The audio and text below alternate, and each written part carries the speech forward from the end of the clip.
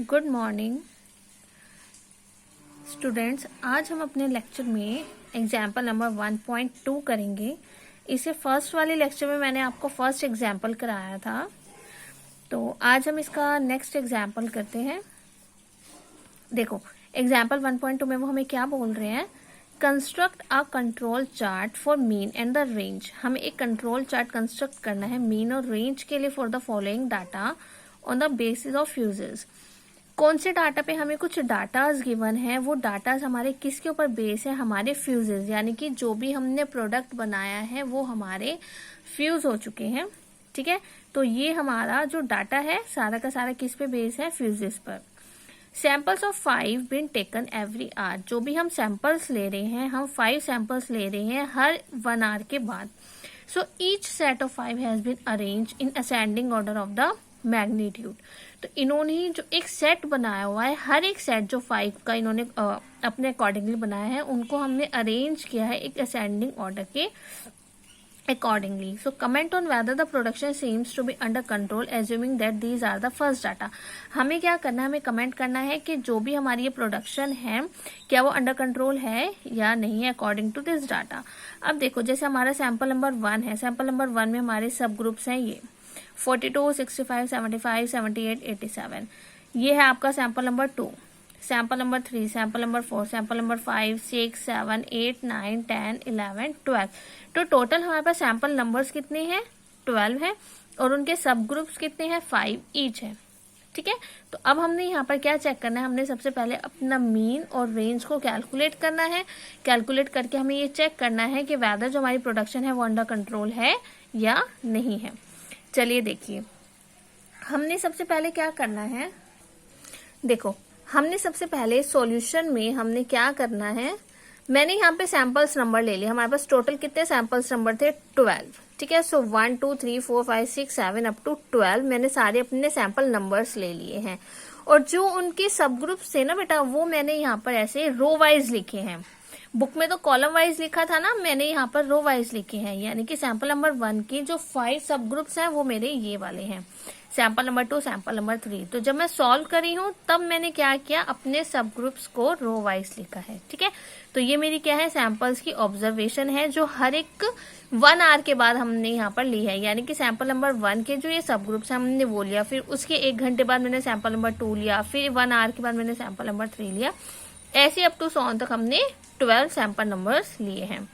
अब आपने इसके बाद यहाँ पे क्या करना है, आपके पास जो ये सैंपल ग्रुप्स है आपने इनका क्या करना है, सम करना है। ठीक है, it means 42 plus 65 plus 75 plus 78 plus 87। तो इन 5 का जो टोटल होगा वो मैंने यहाँ पर लिखना है, तो इनका टोटल करके आएगा 347। ऐसे ही से 42 प्लस 45 प्लस 68 प्लस 72 प्लस 90, तो दिस इज योर 317। तो ऐसे आपने क्या करना है, रो वाइज अपने जितने भी ये सैंपल्स ऑब्जर्वेशंस है, सैंपल ऑब्जर्वेशन को हमने ऐड करना है। ठीक है, तो ऐड करके मैं यहाँ पे डायरेक्ट लिख रही हूँ, यहाँ पर 285, देन 320, देन 287, देन 410। ठीक है, अप टू 100 ये सारा आपको ऐड करना है और इनका टोटल करना है। सो आफ्टर टोटल, हमने जब सैंपल ऑब्जर्वेशन का टोटल किया है उसके बाद मुझे क्या फाइंड आउट करना है, इनका सैंपल मीन। सैंपल मीन यानी कि मुझे एक्स बार यहाँ पे फाइंड आउट करना है। ठीक है, एक्स बार आपको पता ही है, एक्स बार का फॉर्मूला आपका बेसिकली क्या होता है, 1/n summation of this sample observation. Sample observation को हम किससे डिनोट करें, एस से, लेकिन एस तो हमारा स्टैंडर्ड डेविएशन होता है, तो हम इनको XI ले लेते हैं। ठीक है ना, स्मॉल XIs ले लेते हैं, यानी कि जो मेरे सैंपल ऑब्जर्वेशन है, ठीक है, इन सबको हमने XI से डिनोट किया है, तो हमने इनका जो समीशन है वो लेना है। तो सैंपल मीन के लिए सिंपल क्या करना है, 1/n summation of XI। Summation यानी कि जो मेरा सम है, टोटल है, वो तो मैं ऑलरेडी कर चुकी हूँ, 347 मेरे सारे सैंपल ऑब्जर्वेशन का टोटल है। तो आपने सिंपल यहाँ पे क्या करना है, 347 डिवाइडेड बाय n, और n की वैल्यू क्या है, 5, क्योंकि हमारे पास जो सैंपल ऑब्जर्वेशन है ईच हमारे पास कितने हैं, 5, तो 347 डिवाइडेड बाय 5, तो हमारे पास ये कितने टर्म आ जाएगी, 69.4। सेम यहाँ पर क्या हो जाएगा 317 divided by 5, this is your 63.4. Then 285 divided by 5, this is your 57.0.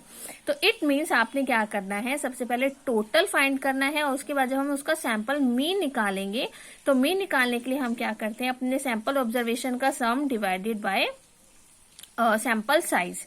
Sample size हमारा कितना है 5 है, तो हमने क्या किया, टोटल से 5 को क्या किया है डिवाइड करके जो टर्म आएगी that is your sample mean. तो बाकी सारी टर्म्स की बेटा आप लोग खुद निकालोगे यहाँ पे सैंपल मीन. ठीक है, मैंने सिर्फ 3 टर्म्स की निकाली है. आफ्टर दिस मुझे क्या निकालना है, सैंपल रेंज. सैंपल रेंज हम कैसे निकालते हैं, देखो sample mean is your X Y and sample range is your R. Sample range को हम किससे डिनोट करते हैं, आर से डिनोट करते हैं. सैंपल रेंज का फॉर्मूला हमारा क्या होता है, रेंज का फॉर्मूला मैंने आपको बताया था, मैक्सिमम माइनस मिनिमम. ठीक है, तो जो भी हमारी मैक्सिमम वैल्यू होगी उसमें से हमने क्या करनी है, मिनिमम वैल्यू को माइनस करना है, तो हमें हमारी रेंज का पता चल जाता है. अब देखो जो हमारे सैंपल ऑब्जर्वेशन है, जो मेरे ये सारे सैंपल ऑब्जर्वेशन है, इसमें जो मैक्सिमम वैल्यू है तो हम 1 बाय 1 करेंगे. सैंपल नंबर 1 में जो मेरे पास 5 ये सैंपल ऑब्जर्वेशन है, इसमें देखो सबसे हाईएस्ट कौन सी है 87, सबसे लोवेस्ट कौन सी है 42. वैसे तो ये सारे हमारे असेंडिंग में ही लिखे हुए हैं. ठीक है ना, हमारे पास ये सारे के सारे सैंपल ऑब्जर्वेशन असेंडिंग ऑर्डर में ही लिखे हैं. तो this is your maximum value and this is your minimum value. तो आपने रेंज निकालने के लिए क्या करना है, simply 87 minus 42. So this is your 45. ऐसे ही नेक्स्ट सैंपल नंबर 2 में आपके पास मैक्सिमम और ये क्या है minimum, maximum minimum maximum minimum. तो आपने क्या करना है माइनस, जैसे 90 माइनस 42, तो यहाँ पे मुझे रेंज निकाला है तो 90 minus 42, this is your 48. Next क्या है 81 minus, this is your 81 minus 19. 81 minus 19 आपके पास कितना आ जाएगा 62. तो ऐसे ही आपने क्या करना है, यहाँ पे सारे सैंपल रेंज निकालने हैं. जब आप सारे सैंपल मीन और सैंपल रेंज यहाँ पे आप फाइंड आउट कर लोगे स्टूडेंट्स, चलिए मैं यहाँ पे डायरेक्ट लिख देती हूँ, आप लोग फाइंड कर लीजिएगा. यहाँ पे 57 देन 64 57.4 देन 64 सॉरी यहाँ पर 82.0 देन 85 देन 33 देन 46 112 93.6 एंड 95.6. ठीक है, मैंने डायरेक्ट लिख दिया है, आप लोग इनको कैलकुलेट कर लेना. तो जो मेरे सैंपल मीन्स है, मैंने यहाँ पर सारे सैंपल मीन्स निकाले हैं. एट द लास्ट आपको क्या करना है, इनका टोटल करना है. इनका टोटल करके आएगा आपके पास 85.9.2. ठीक है, same for the sample range. Sample range में भी आपको क्या करना है, सबके सैंपल रेंज आपको फाइंड आउट करने हैं. मैं यहाँ पर डायरेक्ट लिख रही हूँ.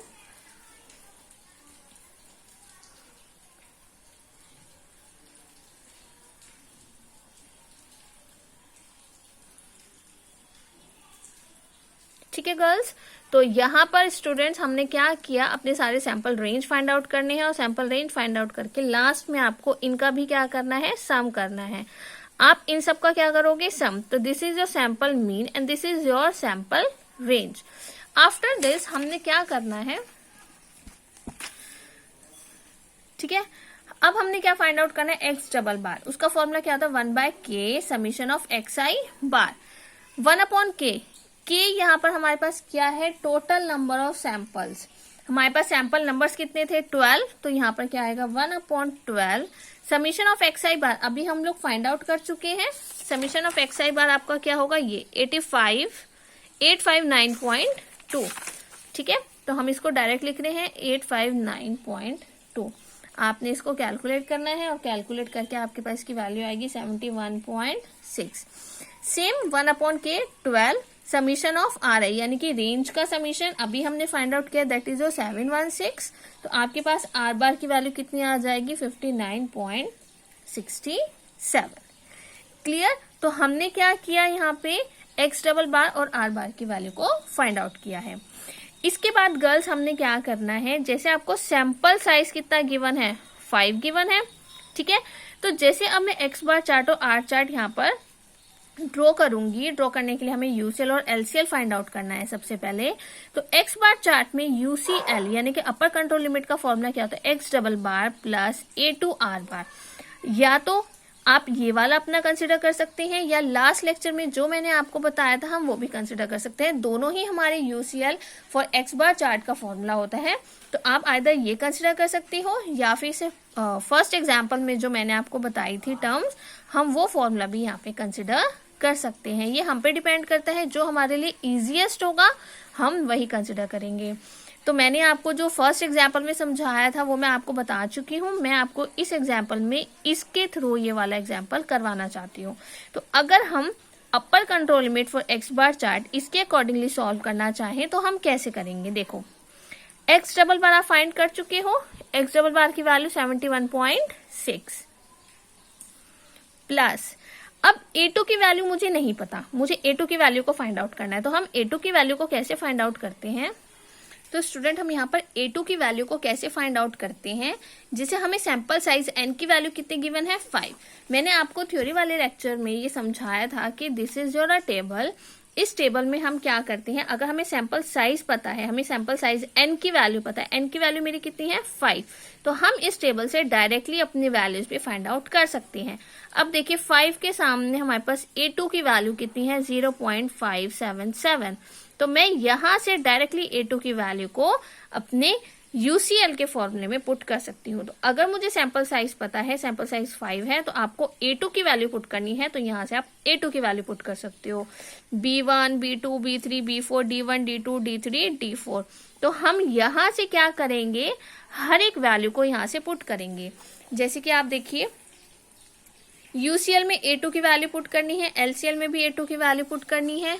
ठीक है, जब मैं आर चार्ट फाइंड आउट करूंगी तो आर चार्ट में जो यूसीएल का फॉर्मूला होता है that is your D4R bar, LCL का फॉर्मूला क्या होता है D3R बार। तो आपने क्या करना है, जैसे आपको n की वैल्यू पता है डायरेक्टली, तो n की वैल्यू 5 है, तो आप यहाँ से D3 और D4 की डायरेक्ट ये वैल्यूज को यहाँ से मतलब यहाँ से आपने पुट करनी है अपने फॉर्मूला में।